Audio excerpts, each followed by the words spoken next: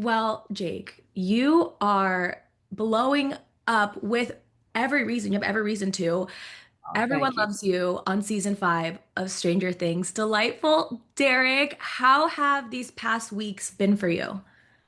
These past week, it's just a amazing whirlwind of everybody talking to me, people coming up to me at school asking for autographs and selfies, and I just never thought it would be this big.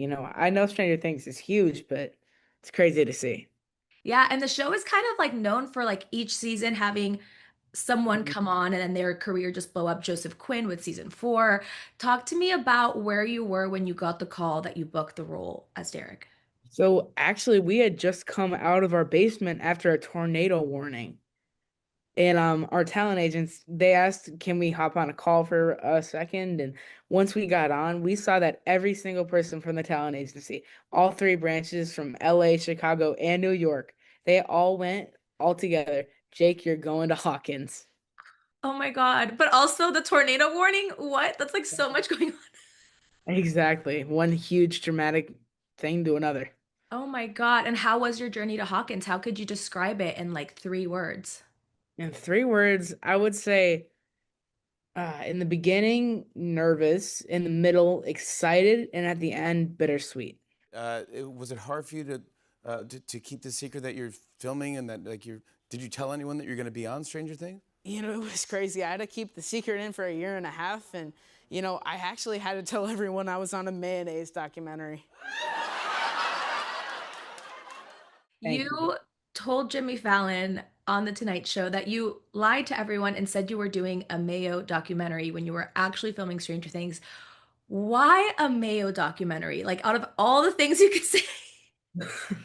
Yeah, actually, I told that to a lot of my friends because not many people have that many follow-up questions about a mayonnaise documentary, especially a sixth grader. So nobody really asked me about it, which I'm glad because everything worked out.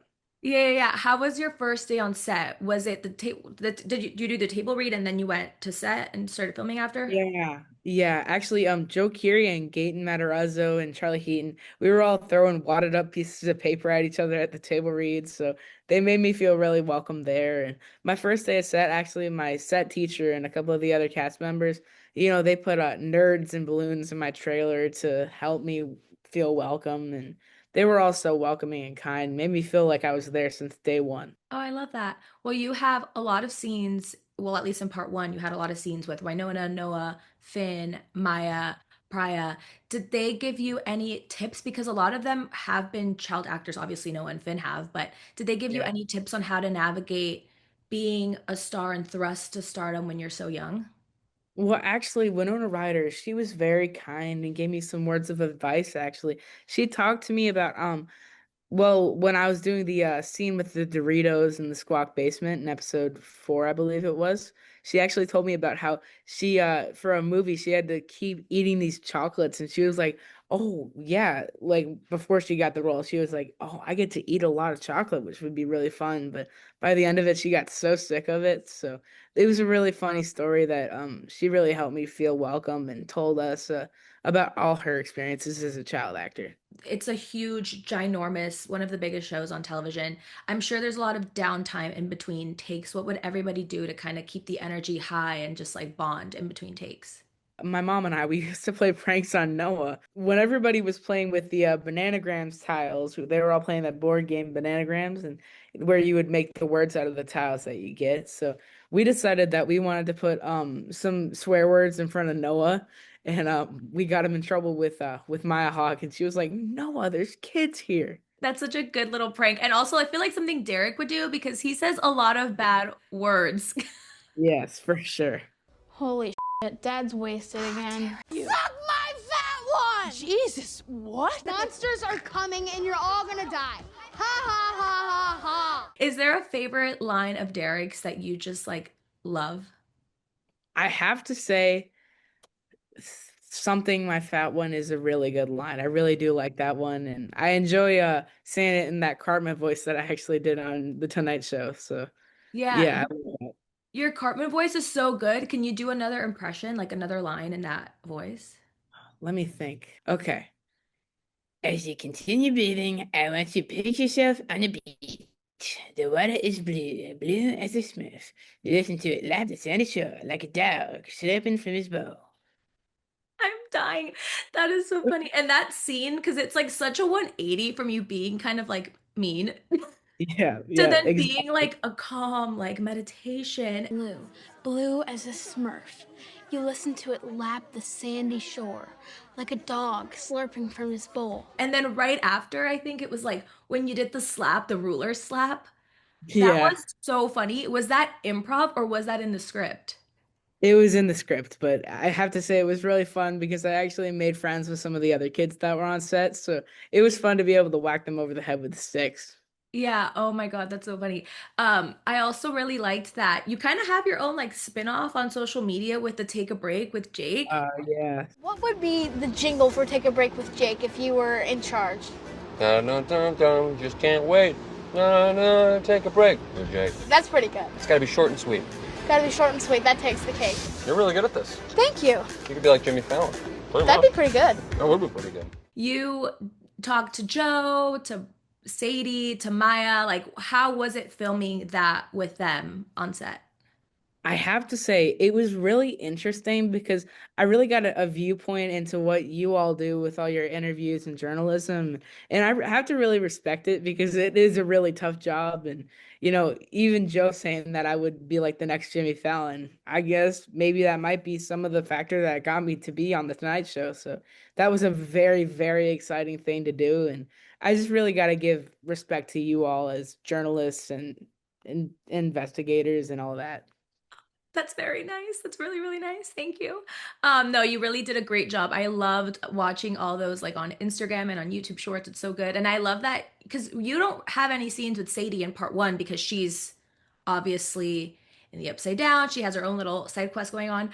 So it was nice seeing you two together in that. And she said she'd make you a scarf. Did she crochet a scarf for you? Not yet, but I'm still looking for one though. Still Okay. looking for it. We'll see what we can do to get Yeah. that scarf for you.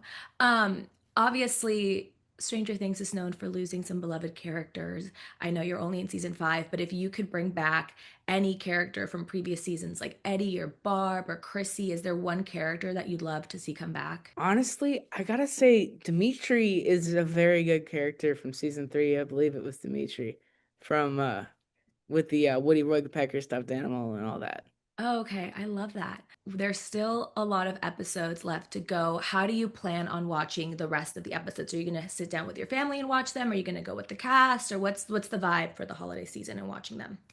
Yeah, so usually we actually go over to families for Christmas. So we decided that we were gonna go over and watch it with my grandpa and my uncle, and it's gonna be really fun. We're just gonna have a smaller thing rather than a huge family gathering because we always have those cousins picnics with probably about 150 people at them because we just got such a large family. But just having a nice little small thing for us all to watch in my grandpa's living room would be really fun. Your family must be so proud of you. I mean, this is like Yeah. crazy. Like, what is your family saying about all this? My family, they're so supportive of me, and I'm so glad that I have them there because they really help me feel comfortable. And I'm just glad I have my mom and my dad and my brother who are all so great to me. And I'm just glad that my brother isn't a total jerk sometimes. I love that. Relatable, honestly.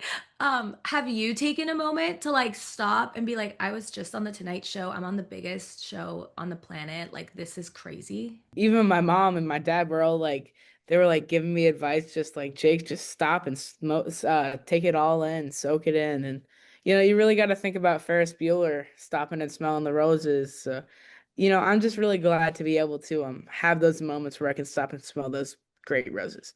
Yeah, that's a good way to think about it, especially because you're so young. So the fact that you're doing that already, like, yes, yes, yes. Yeah. What do you want to do next? Like, this is just the beginning for you. Like, what is your dream role? Who are some people you're like, we want to work with? Okay, I would love to be able to be in something connected to the Chicago Bears because I'm a huge Bears fan myself. But, other than that, a superhero movie would be pretty great, Marvel or DC. Oh my God. Okay, we're manifesting. We're gonna manifest this for you in 2026. Obviously, we don't know Derek's fate, But if you could describe what happens or what is in store for Derek in one word in the episodes that are to come, what would that word be? Oh, that is a really tough question though. But I think I would say ooh, maybe a little bit bittersweet towards the end. Okay, bittersweet. That hurts Yeah. me. That hurts me. Not gonna say anything towards that past beyond that, but Period. Period. mic Well, drop right there. yes.